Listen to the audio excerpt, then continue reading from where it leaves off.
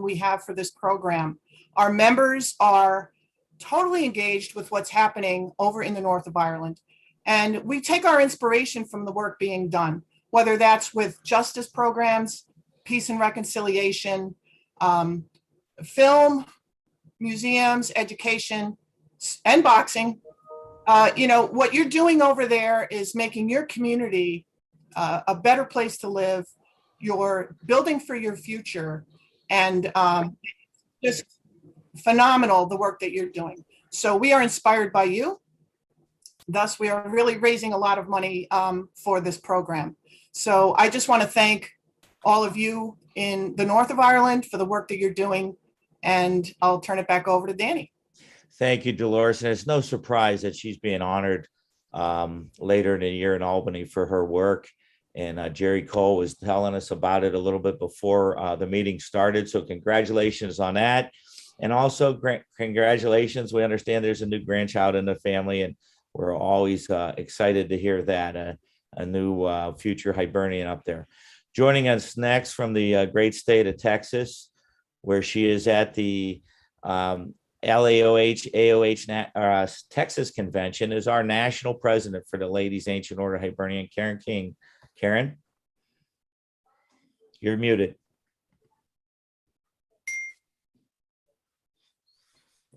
Where would I be without you? I'd be lost in cyberspace community. Thank you very much. I'm so happy to be here in Texas with my brothers and sisters to hear Martin and everyone the presentation of these funds. I think we're having a little bit of a technical difficulty with getting the Texas AOH up on there, but I'm just happy to be here. And thank you so much. And again, thank you for all my brothers and sisters who have been donating to the Freedom for All Ireland, and for all of our friends in Ireland. And we just want to let you know you're still in our thoughts and our work and our prayers. And if there's anything the LAOH can do, please don't hesitate to contact Dolores or myself. Thank you very much. Thank you, Karen. And I do see that the Texas AOH has just joined as the convention has just joined as a panelist. So we're excited for that. And as Jerry said earlier, we were in New York last night for the Irish Echo campfire. And the thing I didn't say and I wanted to say was live from New York, but also stealing from another late night guest host from our younger days. Our next guest needs no introduction, and that's Martin Galvin, our National Freedom for Ireland chairman for the Ancient Order Hibernians. And Martin has been involved with working with these groups for a very long time, and we appreciate that he's joined us on the national board, I think about 6 years ago, and he just continues to do great work. Martin Galvin, the program is now yours. Danny, Karen, everyone there, thank you very much. Last year, Danny, you said that this was a historic first, where everybody who contributed had the opportunity to hear directly from the groups that do so much work for Freedom for All Ireland, that the Ancient Order of Hibernians and the Ladies Ancient Order of Hibernians support, whether it's politically, whether it's in terms of highlighting their cases, getting the information out, or today, contributing to them financially.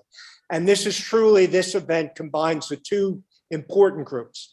Out there across the United States, the hundreds, thousands of people in the AOH and LAOH who contribute financially, and here are the groups, the representatives who do that work for Freedom for All Ireland, which so inspires us. So I think it's tremendous. I'm very grateful and honored, as I think we all should be, to be a part of this. Everywhere I go, I hear how important the AOH and LAOH are, how they look to us, whether it's money for projects, whether it's political work to stop the new British proposals to shut down Amnesty.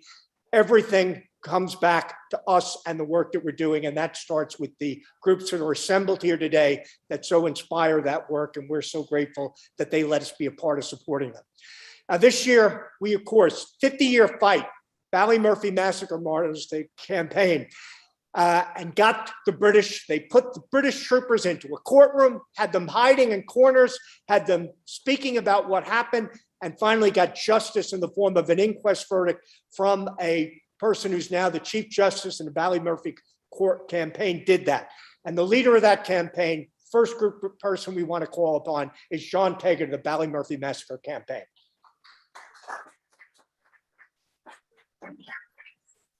Thanks, Martin, for your kind words.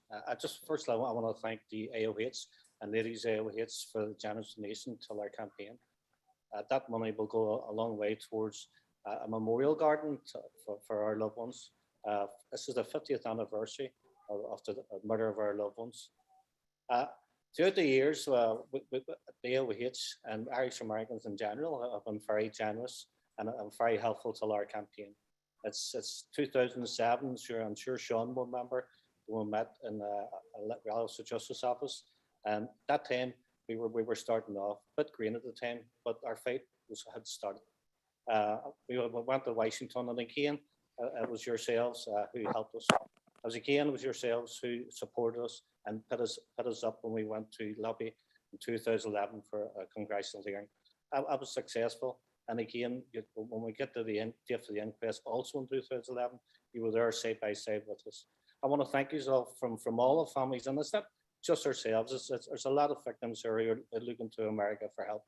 It's got to the stage where we're successful in our campaign for the outcome of the verdict, which was entirely innocent for all our loved ones who were murdered in Ballymurphy. And you were part of that journey, and even now.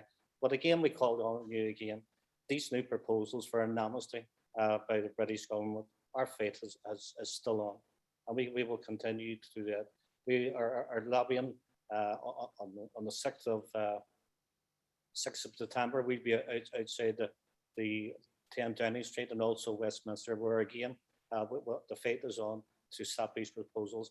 I know from yourselves from past history that you'll be there. And it goes a long way where the best way to Downing Street is via Washington. And I would hope that, again, we'll be working together and we'll fight this terrible thing. On behalf of all the families, it's been fantastic. You have sat in court with us. You've sat in Washington with us. And I just finish off and thanking you all from all the Ballymurphy families and all the victims who are here today. Thank you very much.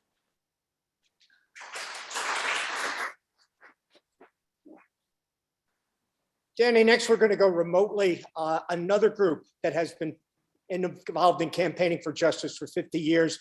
They will celebrate their 50th anniversary in January, and the AOH and LAOH will be a part of that in a tour. We're bringing 50 people over to that. We're going to go to Derry now and to Tony Doherty, the Bloody Sunday Trust. Thank you, Martin. And I think it's very, very fitting that I'm introduced after John Taggart from the Ballymurphy families, because the parallels obviously between the two massacres are very, very, they're very, very close, and they're very, very similar events. And it's likely, although difficult to prove, that some of the people who were involved in the Bloody Sunday massacre were also involved in the Ballymurphy one a number of months previous. I'm the chair of the Bloody Sunday Trust in Derry, which makes me the chair of the Museum of Free Derry as well, which is an independent museum, certainly independent from the state for very obvious reasons. And we have been very busy this last while trying to keep our doors open against the wash of the pandemic. We've also been over the years, we've been very busy supporting the Bloody Sunday families, but also supporting our campaigns in Ireland and beyond, including the Ballymurphy people, which we've taken great pride and pleasure in. As Martin said, we're now approaching the 50th anniversary of Bloody Sunday, and we would like to impress upon people that while Derry will obviously be at the centre of that,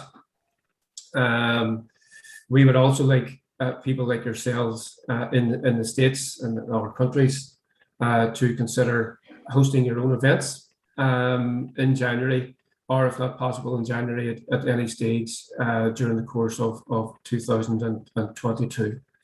So we'll make these very welcome in Derry next year, as we've already made clear. The anniversary is hugely important, not just in terms of Derry, but also in terms of remembering the dead of Bloody Sunday and how the city was affected by it, and also how Bloody Sunday has been used over the years to remind people as to what happened, but also to try and build across difficult terrain at times with all those who have lost during the course of the conflict.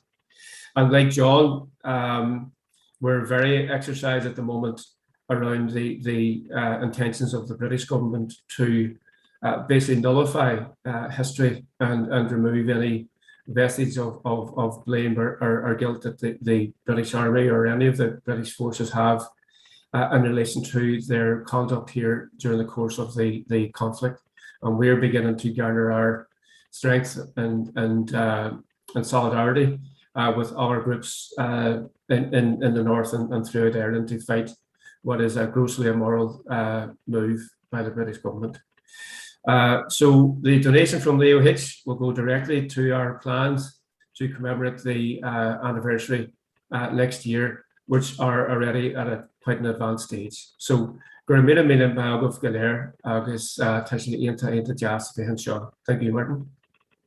Right, we're next going to go, the AOH is very much involved with Campaigns for Justice. And one of the groups that helps us, it's been in the forefront of that, both through its Tyrone office and Belfast office, and it's been very instrumental in working with us throughout the year, is Mark Thompson, Relatives for Justice. Thank you, Martin. Thank you, the AOH and the Ladies AOH, for the support. I say this all the time. It's really important that we receive a resource support that enables lots of our work that isn't funded, that we can do around campaigns. But it's more important that we receive the kind of moral support and the kind of support that stands with us. You walk with us and you do more than talk the talk. You fight the fight with us, which is hugely significant. As has been touched on by John and by Tony, in terms of the British government proposals, you know, what they're really effectively trying to do is take away the rights of families. Just to be clear for the American audience, they're doing away with investigations, human rights compliant investigations into murder and torture. They're doing away with inquests into those deaths. They're doing away with court cases and civil cases where people seek to get discovery of material in the courts, and the state have fought the families tooth and nail for 2 decades in those courts to prevent the disclosure of material. What they've essentially done, what families have essentially done, the Good Friday Agreement provided a human rights platform. At the central tenet of the Good Friday Agreement was the European Convention of Human Rights, incorporated into the agreement in the Human Rights Act of 1998. That made sure that the courts had to be more transparent, that investigations had to be impartial and transparent. And families have used the tools of the Good Friday Agreement in the legal sphere and in the civil sphere to campaign and to get truth and justice that was denied to them. What the British government are doing in one arbitrary move against the wishes of every political party in this island and the Irish government, they are removing the European Convention of Human Rights from the agreement, and they are binning it. That undermines the Good Friday Agreement. That agreement could only have come about with the neutral arbitration in terms of the US role in brokering that agreement and securing it, securing the rights of people who had been killed, who had been violated, who didn't have equality, justice or truth. And now the British government are revisiting the causes of the conflict and pulling it out. They're cutting and running because they don't want to face up to what they did in our country. And that's really important. Now, in July, we had a brilliant webinar. We had Congressman Boyle on, and we have a commitment, and I've been working with Martin and Danny and Sean and people around the OH on a sign-on letter. What we need America to do, and America in general, is to lobby your members of Congress. A number of them have signed up to the letter. It's out there. It's being circulated. Martin will talk a little bit about more later. John touched on it in terms of when we need support, we can do all we can here, and we should be doing all we can here in Ireland and in Britain and elsewhere in Europe. But when it comes to the crunch, we need a summit that involves the Irish government and the executive parties here and the British government in the room, where the US are saying to them, you can't go down this route. It's not acceptable. And that's what we need. So we'll talk more about that, but there's a sign-on letter Go to your Congress people, get in touch with the AOH leadership and get your Congress people to sign that letter. That's where we need to be. Thank you, and Gora Mila Moagav, everyone. Thank you.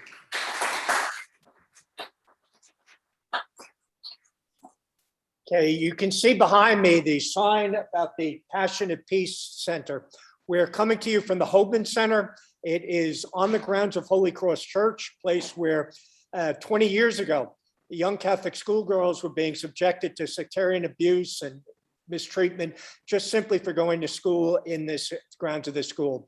The center is done. The work of Father Gary Donegan, and of course by Brian McKee, is here. They're hosting this today, and we are very proud again to support them as we have for a number of years.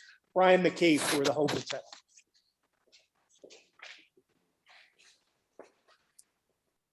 Greetings to you all from the Passionate Peace and Reconciliation office here in the Hoban Centre in Holy Cross, Ardoyne.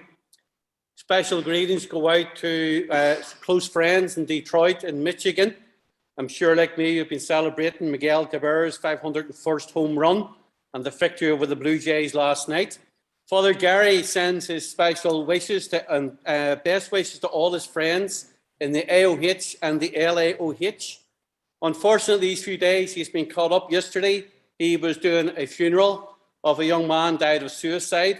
And today he is celebrating a wedding mass. Such is the varied life of a priest here in Belfast. The Passionate Peace Office is delighted to host this event, given the support that we have received over many years, specifically for the work in this centre, in the Hoban Centre. Support received from the LAOH and the AOH. This year in particular has been a very difficult year, as many of the people here will testify. Despite COVID and lockdown, there's ongoing issues of intimidation, threats, creating less so, but is still there in the background. But this year has presented some specific issues, particularly around young people who have been engaged in violence at the interface. And some of the direct beneficiaries from the grant that we received from the LAOH and the AOH last year has been these young people putting together diversity programs. But also this year, we have reached out to the mothers of the young people who are often neglected and often left wondering what's happening with the young people out in the streets. So this year, we've developed a very specific outreach to the mothers from both sides of the community. During lockdown, one of the things that we have been working on is a proposal to set up a Peace and Reconciliation Centre in the grounds of Tubberware Retreat Centre in Crossgar, where Father Gary Donegan has been living for the past 5 years. Here we'd want to provide a residential centre that could host up to 30 people to look at issues of peace, reconciliation, culture and heritage. We look forward to welcoming groups from the States, particularly groups from universities and colleges, also groups from the AOH and the LAOH who may wish to come to stay in Belfast and may think about the retreat centre as a particular location in which you may like to stay. Without your support, a lot of the work that we're doing simply wouldn't be possible. And it's not only the financial support, it's also the moral support of knowing that Irish America and the AOH and the LAOH in particular are very much behind us all the way. So thank you very much for your support, and we look forward to seeing you all again in the flesh in the not too distant future. Slán go fóill.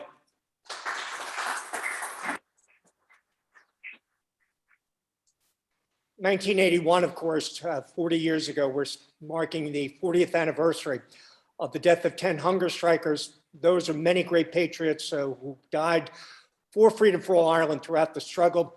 One of the groups that does so much work to support the families, make sure that the graves of these patriots are properly kept and commemorated, the National Graves in Belfast, and Joe Austin, the chairperson, is here.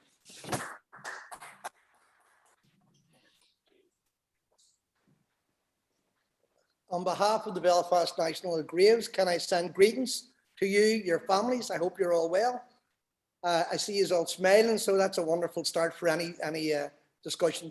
There are too many to name, but on behalf of the Belfast National Graves, can I thank you all individually? Can I thank you for your families, for your fundraising? It is a thankless job. Your generosity is a testimony to your concern and your commitment to the cause of Irish freedom and to the defence of those families who have suffered the most in that struggle for Irish freedom. We are about to approach the final phase in that fight for Irish freedom.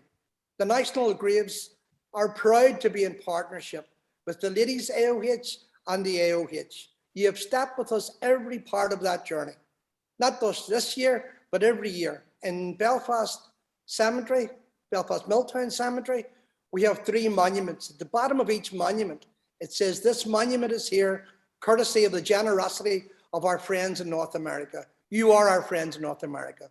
So again, on behalf of the families that we represent, can I say, Goramila Mayogat, you have been wonderful friends, and thank you for your generosity.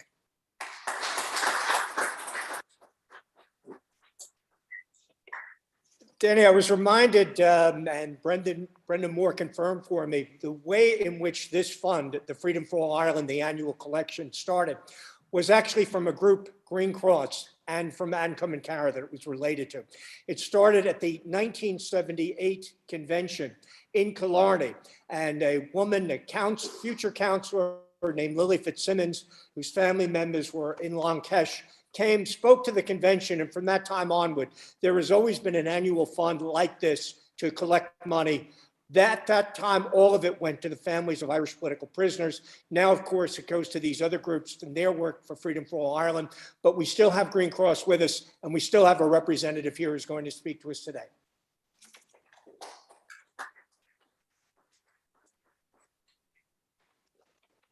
Akarja, first of all, can I offer an apology?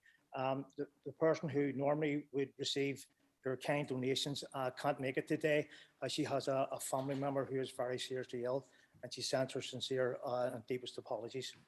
I would like to first thank the members of the AOH and the LAOH for including the Green Cross in today's presentation. As you know, Green Cross is a charitable organisation. While we were formally founded in 1973, our roots go back much further. 100 years ago, Irish Republican activists, mostly women, campaigned on behalf of Irish political prisoners and their families during the Black and Tan War, right through to the aftermath of Operation Harvest in the 1960s. When resistance to British occupation intensified into armed struggle and political agitation across the 6 counties in the 1970s, the numbers of men and women imprisoned through the use of internment without trial and non-jury diplomatic courts grew into thousands. Sadly, the number of men and women who gave their lives in the struggle also grew. Every one of our patriot dead had a family. All of our prisoners had a family. Each one of those families had to struggle to deal with the impact of their situation. Green Cross was established with the aim of trying to provide some assistance to those families. To provide even the most basic assistance to such a large number of people and families required dedication and commitment. As a charitable organisation, we have always had to rely on the help and donations of others. One of the most consistent and generous sources of help came from our Irish American family and friends. The AOH and the LAOH have been an important part of that family. While the nature of our work has changed in more recent times, the need for the services we provide have not. We maintain our connection with the families of our patriot dead. We're closely linked to other Irish Republican organisations within the broad former prisoner community. Together, where a need is identified, we try to assist in any way we can. As in the case in the wider society, what we can do is dictated by the resources available to us. Your gift to our organisation is vital in helping us to continue this work. In the past year, we sadly lost 2 stalwarts from our organisation, Pat McGivern and Liam Johnson. Both Pat and Liam dedicated their adult lives to building Green Cross. We're dedicated to ensuring that the legacy that they and many others have left us will proceed and grow. With the help and generosity of our friends like you in the AOH and the LAOH, we're confident that the legacy will survive and thrive.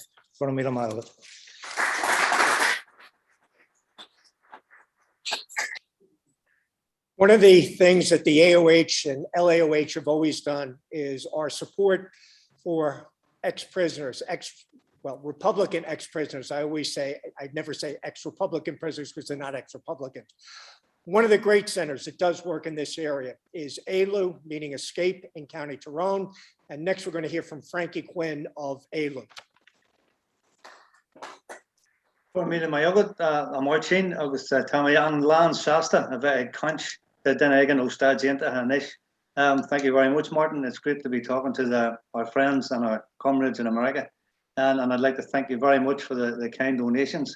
Again, without your help, it would be very hard for us to continue.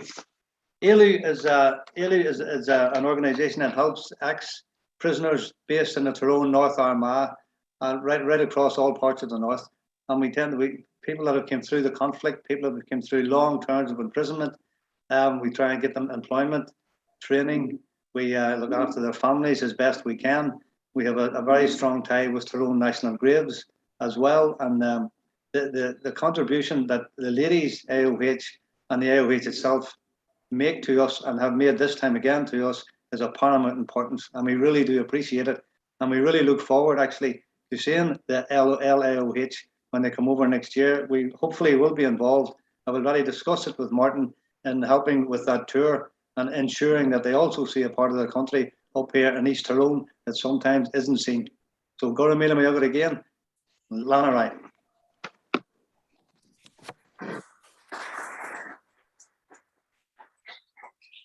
We're going to stay remote. The Ancient Order of Hibernians and LAOH, of course, St. Patrick, our heritage. That's an important part of everything we do. And we're going to go to the director of the St. Patrick Center, Tim Campbell. Thank you very much, Martin. Can you hear me okay? Yeah. Yes. Yes, okay, thank you. So on behalf of the St. Patrick Center, I'd like to thank you, Danny, as president of the AOH in America, President Karen Keane, our dear friend Dolores in Albany, the work of the LAOH for all of your support over all these years. We're just celebrating our 20th anniversary. And to you, Martin, also for your support, and to Sean Pender. I think, Sean, you're in Montana eating sauerkraut pizza, I was told by Danny there. So I hope you're having a good time. It's good to see you. But thank you for working tirelessly on the Freedom for All Ireland appeal. It's incredibly important. And for small charities like the St. Patrick Centre, the funding you give is invaluable. The AOH mission is to have friendship, unity, and Christian charity. And our mission is to have charity, unity, and respect. So the two things go hand in hand. Every year you support us, and during previous years we've been able to have 3,000 children come through and learn about the legacy of St. Patrick. The future of this island is, of course, in the hands of our young people, and it's really critically important that they can come together and learn about things that unite us, which will allow us to be able to move forward together. And Patrick is one of those key ingredients for the future, someone who is at the root of Christianity for all churches. He was here before any split in the church. So no matter what faith in Christianity you subscribe to, he is the original. He's also an immigrant who became the patron saint of Ireland. And he's someone who's not just relevant in this particular part of the world, in the north, but he is all over the world. He is the biggest cultural export in the world. And you do such great work in organizing parades to be able to bring people together to celebrate Ireland. And we want people to also to understand about St. Patrick and the fact that he is a unique symbol of reconciliation and an all-Ireland figure that everybody can buy into. So your funding this year has been more important than ever. And as previous speakers have said, it's not just about the money, but it's also about the support that you give us as you walk with us on this journey of bringing everybody together. You fund our education program, and this year it's been very tough. We've done a lot of online learning, but you've supported the teacher, the costumes, the online program. We've had an actor who's been able to come in and do various introduction sessions and a craft session and a performance session. And this year we've also started to explore, because literally people couldn't come to the centre, we're working with 2 former Adoration sisters to develop the idea of walking in the footsteps of St. Patrick and bringing communities together to be able to walk on St. Patrick's Camino with Martina Purdy and Elaine, and one of the previous speakers talked about Tubberwurra, the retreat centre, and we have just created a program with them too. So it's exciting times. We thank you sincerely for all of your help and support. We're looking forward to welcoming you in the flesh whenever we can get to do that. And thank you very much. Okay, next we're going to go to County Down and to somebody who's representing both Down Patriot Graves and Duchess Oriel, Fiona Johnston.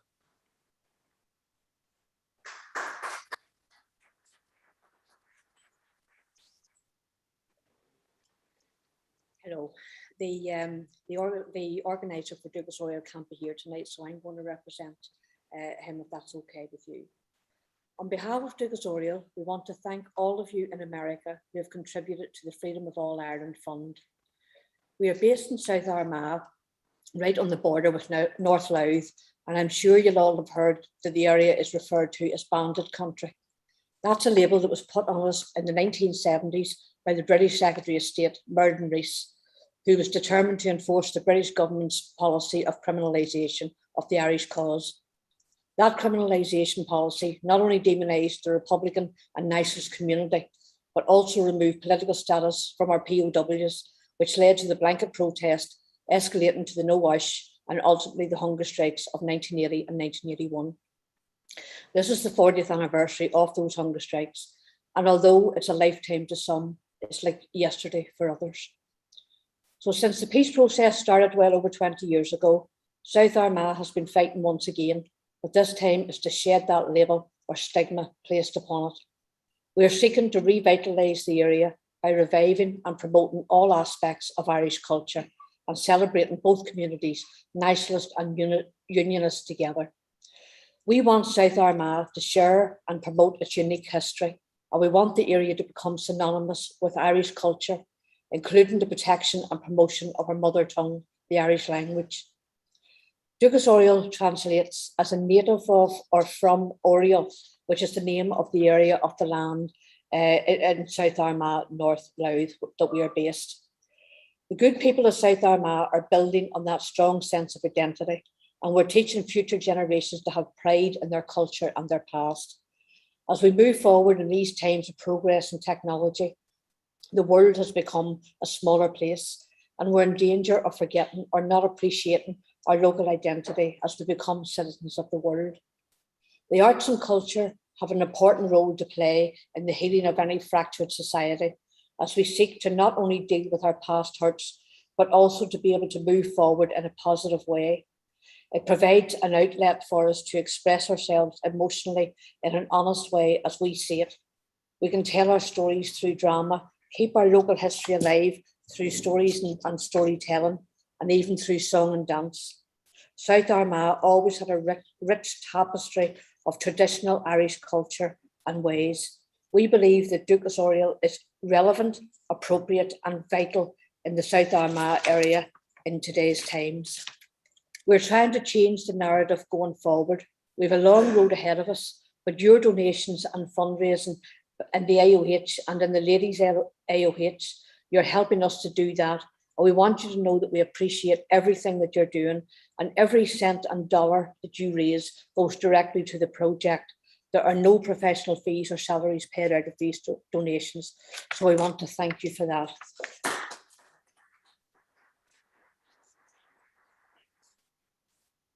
Now, the second group that I'm representing is Down Patriot Graves, and it was set up about 7 years ago. And the object is to look at the graves of our Patriot dead in County Down, although we're looking to expand that out to County Armagh and beyond as the time goes by and funds allow. We want to ensure the upkeep of the graves, many going back to the 1798 rebellion, and unfortunately have been forgotten as family members have died and generations pass on. Our first project was a commemoration monument in Downpatrick, a town in the heart of South Down where St. Patrick himself was buried. We had a monument there, but it wasn't a fitting tribute to those who had paid the ultimate sacrifice for Irish freedom. The strip of land on which it stands was given to us, and it's where volunteer Colin Marks was murdered by the RUC in April 1991. And the monument pays tribute to him and all those who died in South Down, including volunteers Jim Carlin, Leo O'Hanlon, and Vivian Fitzsimons, all from Downpatrick itself. It's important that our dead are remembered and the future generations know of their sacrifice, for it is they that paid the price for whatever rights and freedoms that we enjoy today. Our country isn't reunited yet, but that day is coming ever closer, and we can rely on nobody but ourselves to ensure that the names of our patriot dead live on in our new Ireland, and that's a responsibility that must be shouldered. The legacy of the past will haunt us for many years to come. That is part and parcel of any post-conflict society. But in order for us to be able to move forward in a peaceful and meaningful way, we must acknowledge our past, honour those who have gone before us, and ensure that their stories are told, and to have mutual respect for the other community too, for they are entitled to honour their dead. If we don't have these monuments or plaques, then future generations won't know to ask about the people who have died or even know of their existence. We can't let the names of our patriot dead be consigned to history without acknowledgement of their sacrifice.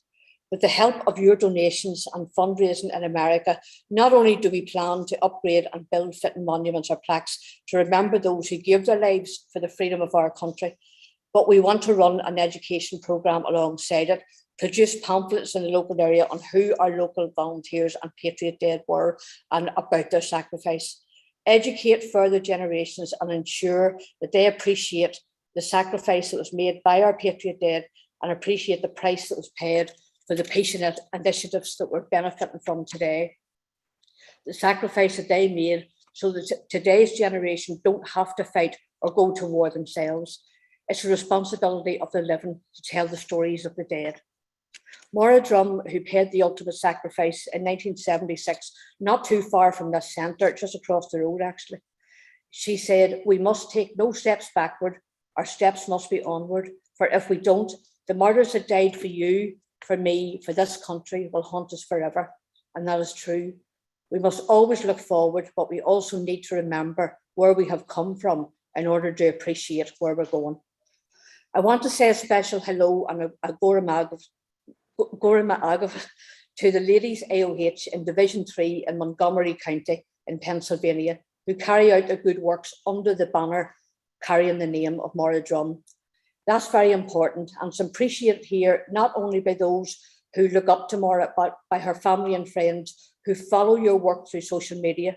So to Megan, Aileen, Sean, and all the LAOH ladies in Montgomery, a huge thank you. And a special congratulations to Mike Brown, who has just started in a cemetery to become a deacon in 2027. We are watching what you're doing in the AOH as well as you watching us. So on behalf of Down Patriot Graves, I want to thank everyone who has donated to this cause, and it's very much appreciated. I don't know how you did it in the middle of a pandemic, but you did, and every cent that you raised is going to go to good use to promote the Ireland that we can all proudly call home. Gora Magav.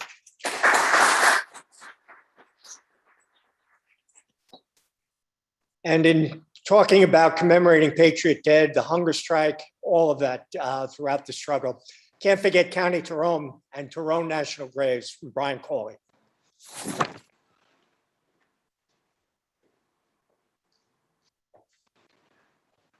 Brian, you're on mute. Brian, you're on mute.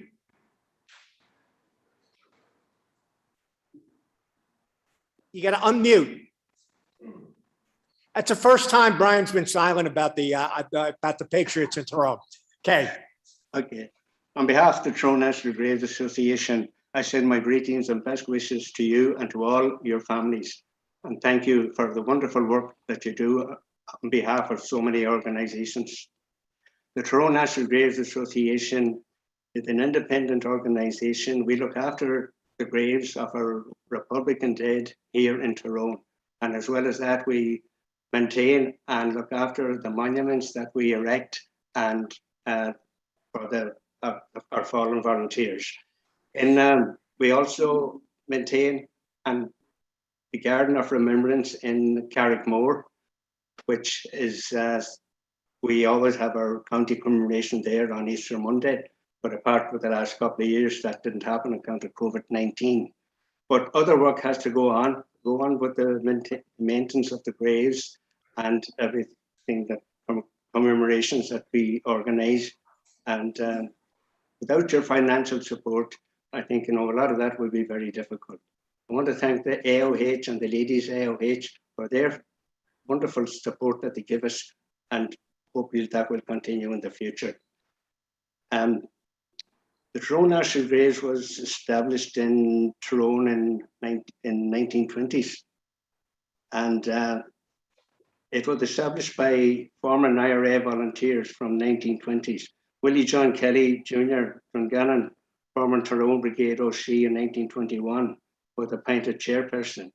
Other prominent activists included Seamus Campbell, Carrick Moore, Frank McCahey, Pomeroy, Liam Kelly, Pomeroy, John McCourt, Galway, Albert Talley, Galway, Harry Hughes, Dungannon, Art McCahey, Dungannon, and up until this day, we have continued that work, the work that they started way back in the 20s, and hopefully we will continue to do it in the future. So I want to thank you all again for your support, and thank you.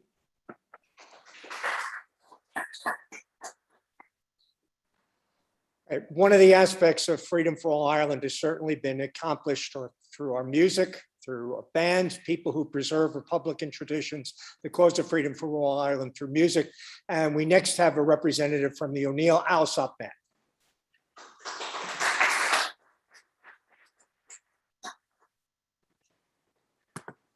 Is Misha Katrina McGaver, is Misha Sarson and Vana Dubana, Cumnacan Jim O'Neill, August Robert Alsop, August Bamailam Falsha, a Caro, and AOH, August LAOH, Govmail Firsta. My name is Katrina McGaver. I am the band sergeant for the Jim O'Neill and Robert Alsop Memorial Flute Band, and I would like to welcome the AOH and the LAOH to Belfast. The Jim O'Neill and Robert Alsop Memorial Flute Band are based in North Belfast and take in members from North, South, East and West Belfast, as well as Lurgan. The age to join the band starts at 14, and up current membership is 46 members. We are managed by a committee consisting of local Republicans, including former prisoners of war. This year's Freedom for All Ireland funding will be used for new flutes, side drums, bass drums and other much needed equipment to keep the band on the road and uphold our commitment in honouring the names of Fianna Aaron, members Fianna Jim O'Neill and Fianna Robert Alsop through our music, Irish history and culture, and to continue to prepare and remember the Irish patriots who we parade to commemorate the deaths of. Through the band music, we teach our members the history of the struggle in Ireland and the fight for freedom. Through the band, we keep loads of young people off the streets and give them a sense of community pride and belonging, along with an avenue to channel their Republican beliefs. Over the years, we have seen our band members go on to become active Republicans, community leaders, MPs, city councillors and MLAs in their communities. On behalf of our chairman, Martin McDade, committee, band members, we take this opportunity to thank the Freedom for All Ireland and AOH, LAOH for their support and funding. Garmila Mayogat.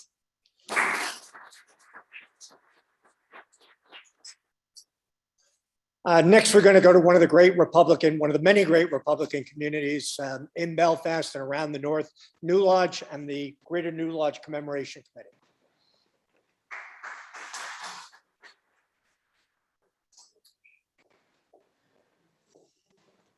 Good morning, Martin. To our fellow comrades in America, particularly AOH and the LAOH, the continued support for the Commemoration Committee, particularly in the Greater New Lodge, is particularly important to us because not only do we commemorate the lives and the circumstances of the death of 112 people, including 22 volunteers of the IRA, we also engage with young people in the area in an educational process which has worked very successfully for us over the last 4 years.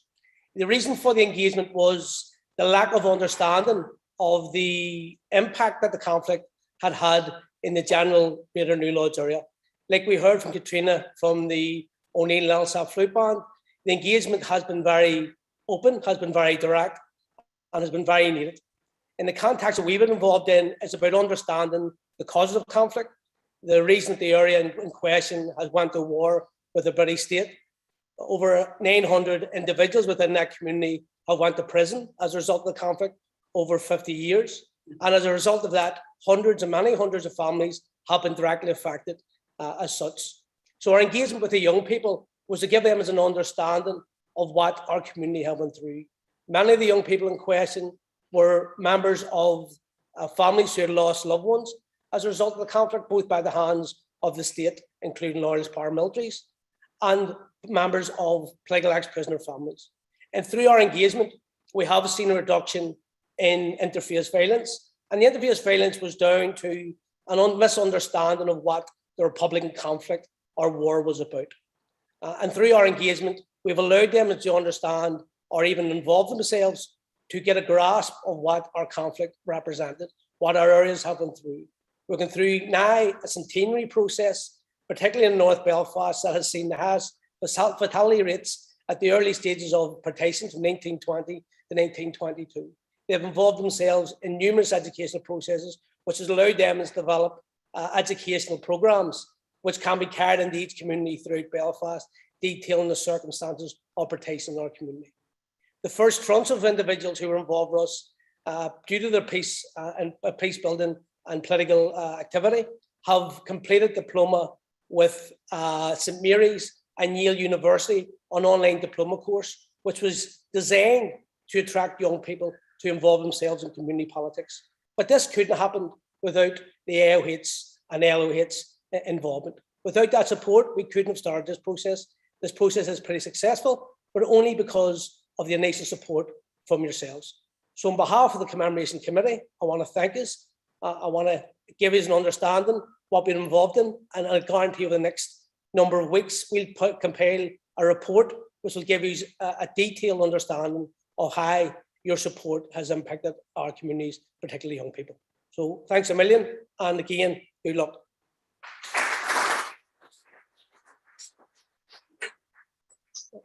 All right, we support work for Freedom for All Ireland that takes many forms. One of those is exhibited by Bridges Beyond Boxing in Belfast.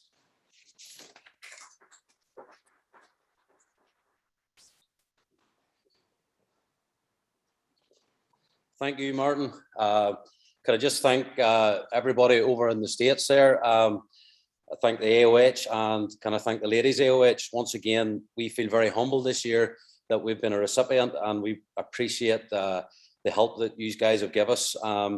This year has been probably the toughest year in our short history.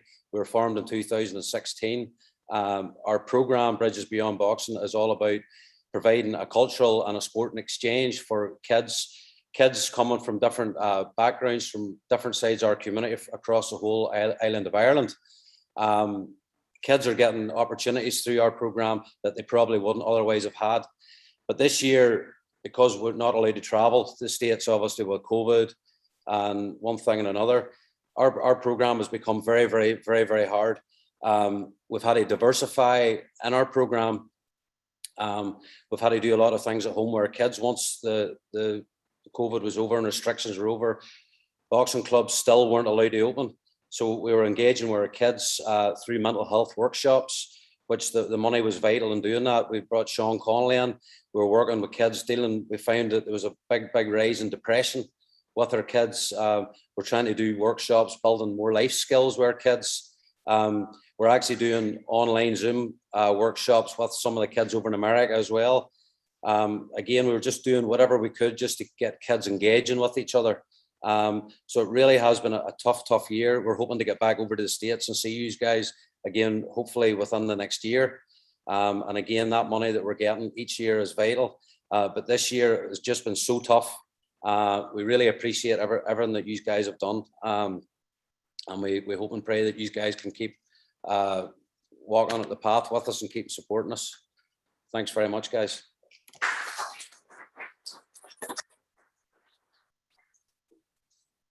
And to show how no good deed goes unpunished, we left to last the person who not only worked so hard and so well for Freedom for All Ireland in terms of truth and in terms of film, but he set up this setup for us today to allow us to come to you. So I made him wait till last so he couldn't pull the plug before we finish. And that's Sean Murray from the Witness Project. Thanks very much, Martin. And I have to say, I didn't get Martin to write that. That's one of the best intros I've ever had, Martin. Thank you.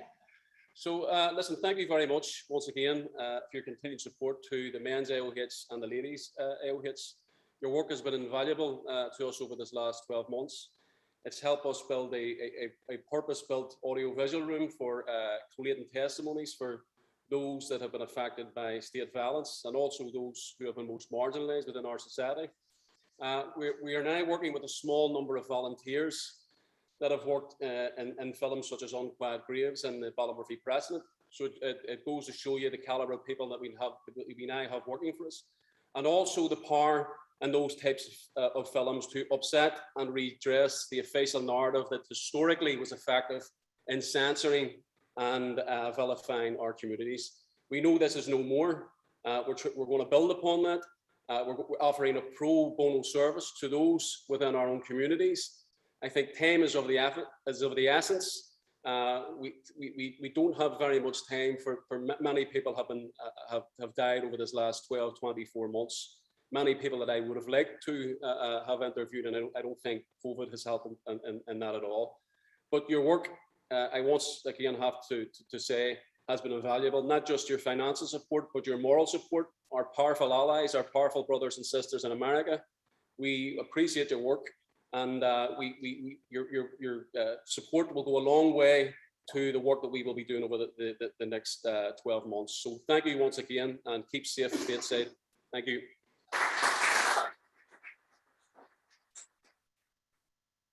Danny, that's the last of our, certainly not the least, but the last of our 15 recipients. Are there any comments, questions, things that you want to add at this time before we close off? I think we're under an hour so far. So. Yeah, excellent, excellent. I do have a comment for Katrina from the band, the flute band, that we would like to have Martin trained to play a song on the flute for us when he comes home. So if you can do that for us, we would greatly appreciate it. And we are going to go back to the great state of Texas, where President Karen Keene is at the state convention for a couple of comments. And then we will close with Sean Pender. Go ahead, Karen. Thank you, Danny. I just want to once again thank all of the people involved with the Freedom for All Ireland. But I just wanted to add a comment. Known in the LAOH as the husband of Andre Murphy, Mark Thompson had talked about all the members of the AOH signing on to the letter in Congress. And I just want to point out that the ladies can 100% do this. So I ask every lady member to contact her member of Congress and senator and sign on to Representative Boyle's resolution, his letter, and do that not only as a citizen, but also as a member of the LAOH, because we are not asking for legislation here in the United States. So, and Freedom for All Ireland is part of our mission. So we are allowed to do that under our 501c3. So just want to let you know that we are and want and will remain very active politically on the LAOH side in bringing these situations in Ireland to a head. So I thank you very much. And once again, Martin, excellent job. And I'm waiting to hear you play the flute. I mean, this is going to be amazing. We can cancel the band for Pittsburgh. Look, the real heroes in this are the people sitting in this room and the people around the country who are donating. And that certainly includes the LAOH as well as the AOH. And thank you, Karen, for all you and Danny and Sean and everybody does. Any other comments that you have, Danny? Well, yes, we're going to go to Sean Pender next, and Eamon Daly from the basketball team in Omaha Thunder, who did not request a grant this year, is on, and we're going to let him say hello right after Sean, and then we're going to wrap things up. Eamon, if you would turn on your video and your audio. Mr. Pender, the floor is yours. Thank you, President O'Connell. Great job putting this together, and to Tim and to Chris there, and to the great work the AOH and the LAOH has done. It's so good to see so many friends on this call today, people we've known for going on 20 years. It's great out here. Everything but the sauerkraut pizza is great in Montana, but we'll move on from that. But I want to echo what Karen had said and what Mark Thompson had said. We really need to continue to get people on that letter. Like Mark said, the only thing that makes a difference is when we here get our representatives in Congress and the Senate to pay attention to what's going on. we should take just pride that we were a driving force to a recent Senate resolution that was passed regarding legacy issues, and we need to do the same. Part of the challenge we have right now is Congress is on recess, but Congress does have back home offices. So we still have the ability to do that so that when Congress reconvenes in September, this can be in the forefront. And we still have time to get this, to make this an issue. And if we could, that summit that Mark mentioned could be a possibility and maybe change the unjustness of this legacy situation going on there. So thank you all for the great work. Martin, please give my regards to all the people in the room. And one of the most powerful places, I think, in Ireland is the Hoban Center. And I think we should all be justly proud of the work that we've done to make that a reality. So God bless to all. Thank you, Sean, and we wish you safe travels home. And I think I might enjoy that pizza. I had to laugh about that.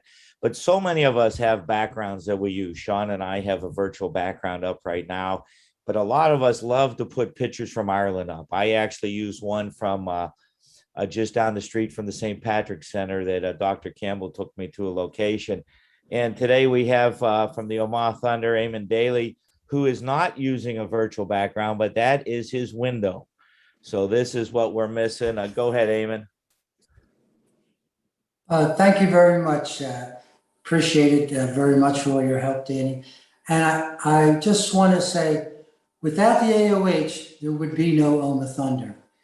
And it's very sad because we didn't ask for a donation this year because the league was canceled. And it looks like it's going to be canceled again this year, sad to say. The situation here in Northern Ireland is one of the worst in Europe and definitely in all of Great Britain. We used to have 1 or 2 deaths, and now we're up to 10, 11, and 12. But again, I just wanted to thank the AOH because I know you've always been there for me. Without the AOH, there would be no Omagh Thunder. And it's a great organization that serves both sides of the community, you know, young people getting them together and showing them that they're just the same as one another and learning to get along with each other. And that's our goal. And hopefully, you never know, we might be able to get something in a couple of months. We might start the league up again. I don't know. It's not looking real good though. But yes, that's the real Ireland you see back there. That's a beautiful view that I get to look at every day. And I thank God every day for it. And I'll leave it at that. And thank you all very, very much. Thank you, Eamon. We appreciate your words. On behalf of Martin Galvin, Dolores Dash, and the AOH and the LAOH in America, we thank all our friends in Ireland for joining us today and all our friends online from around the United States, Ireland, and the United Kingdom even. We had some folks from England. So thank you very much. God bless you, and we look forward to working with you.